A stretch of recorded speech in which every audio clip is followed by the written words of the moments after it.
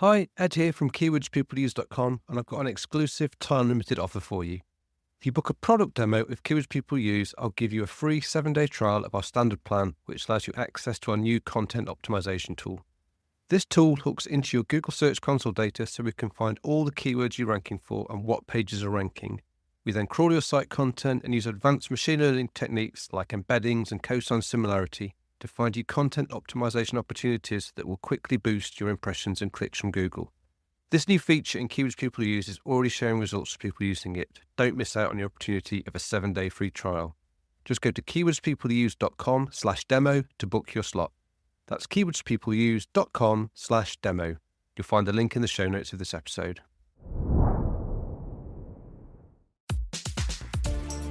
Hello and welcome to SEO is Not That Hard. I'm your host Ed Dawson, the founder of the SEO intelligence platform keywordspeopleuse.com, where we help you discover the questions people ask online and then how to optimize your content to build traffic and authority.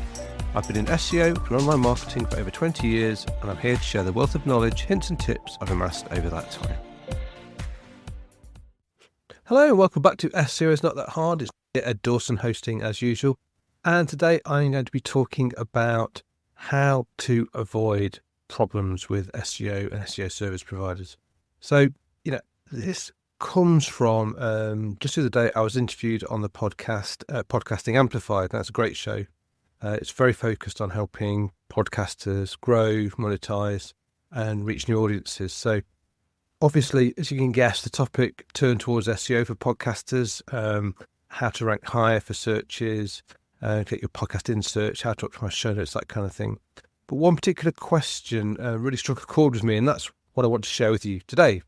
They asked me, what advice would you give to people to help them avoid being missold SEO services? Or words to that effect. I can't remember the exact question because the podcast isn't out yet. But in other words, how do you avoid getting scammed or penalized by unscrupulous SEO so-called experts? So I know this is a huge problem in the industry, and I think, I can see how every business owner, podcaster, blogger, whoever needs to hear this answer, because as we all know, SEO can be a bit Wild West if you don't really know what you're doing. So, you've probably heard horror stories of similar, such as, business owner paying thousands for an SEO package that promises number one rankings in short periods of time, or agencies that build hundreds of spammy backlinks, which can eventually cause penalties and destroy rankings for people. And then after the dust settles, the site owners are left asking, where did my traffic go? What am I going to do now? Because the sad truth is there's lots of SEO scams out there, and it's easy to get drawn in, especially when you might get people offering promises of quick fixes and massive return on investment. So if you've ever worried about whether an SEO proposal in your inbox is legitimate or a load of nonsense, then trust me, you're not alone, because I just see this all the time and it's really frustrating. A few red flags that I would suggest you watch out for, okay? Number one, guaranteed number one rankings. No one can guarantee a number one spot in Google for competitive terms in a short time frame, and even for some non-competitive terms, okay? It's not, not something that can be guaranteed. Secondly, vague or secretive tactics. If they can't explain what they're doing, what their methods are, it's often because they're doing something they don't want to disclose, like a black hat or a spammy trick. Thirdly, super cheap deals. Quality SEO takes time, takes expertise. Bottom of the barrel pricing often means cutting corners or automated spam. So during the interview on Podcasting Amplified, what I really emphasised to people is that the best thing anyone can do is educate themselves, at least on the basics.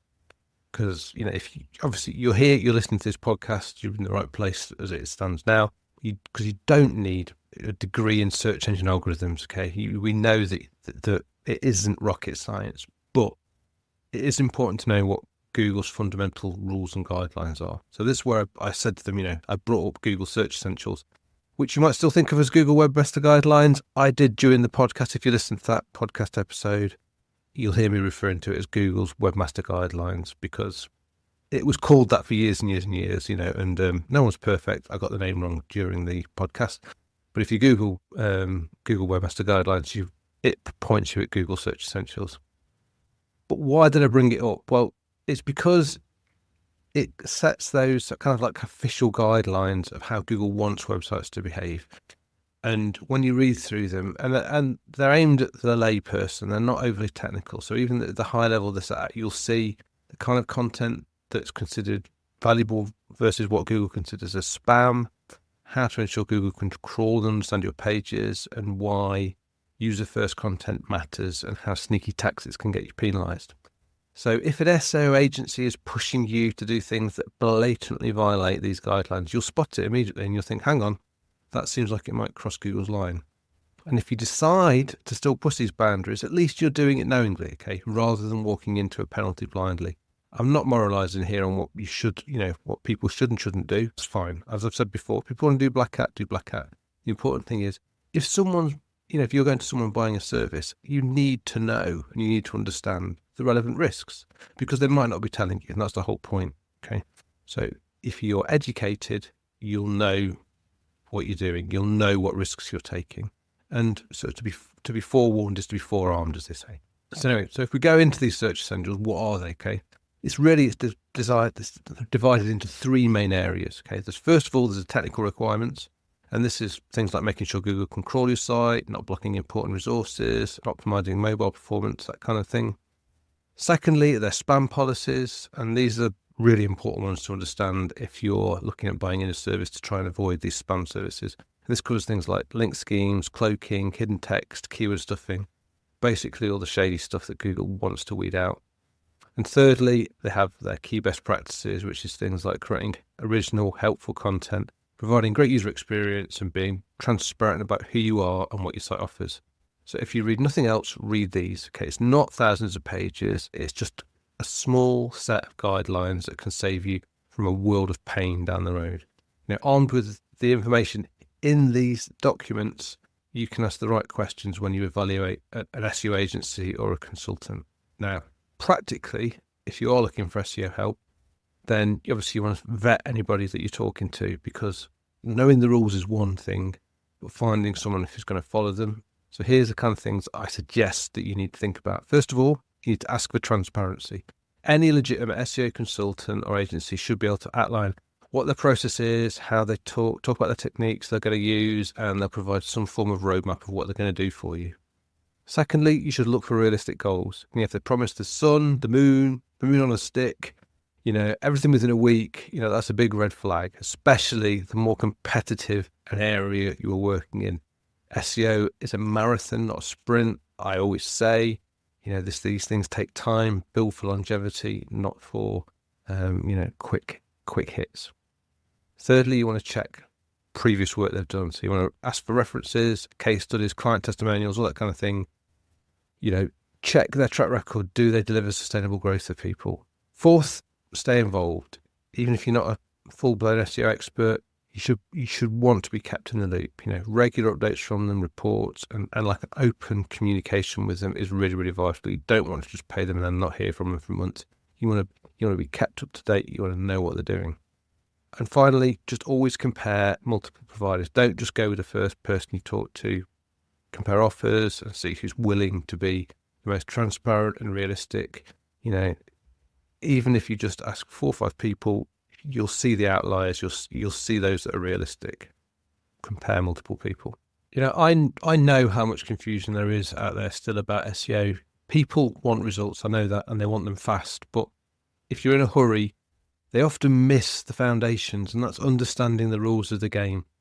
Google Search Essentials are free, publicly available, and they're not even lengthy, okay? Anyone can in less than an hour really understand by reviewing them, and it could save them thousands in potential SEO mishaps. So it's all about empowerment, knowing you don't have to be at the mercy of those kind of dodgy SEO providers. Just by learning the basics, you can at least confidently ask the right questions and ask for clear strategies.